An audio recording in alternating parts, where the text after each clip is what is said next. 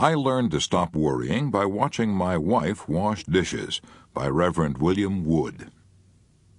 A few years ago, I was suffering intensely from pains in my stomach.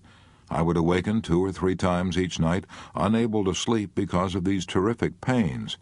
I had watched my father die from cancer of the stomach, and I feared that I too had a stomach cancer, or at least stomach ulcers. So I went to a clinic for an examination.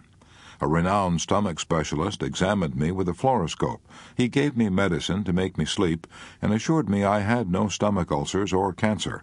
My pains, he said, were caused by emotional strains. Since I'm a minister, one of his first questions was, "Do you have an old crank on your church board?"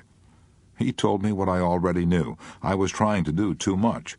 In addition to my preaching every Sunday and carrying the burdens of the various activities of the church, I was also chairman of the Red Cross, president of Kiwanis. I also conducted 2 or 3 funerals each week, and a number of other activities. I was working under constant pressure.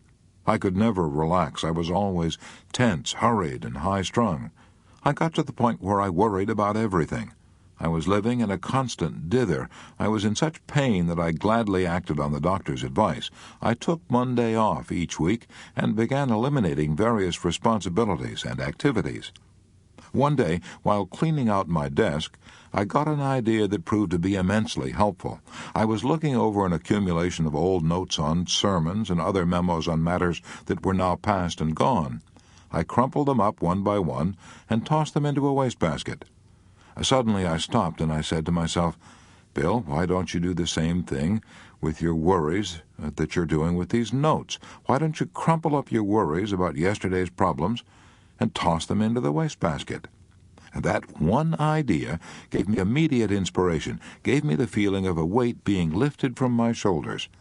From that day to this, I have made it a rule to throw into the wastebasket all the problems that I can no longer do anything about.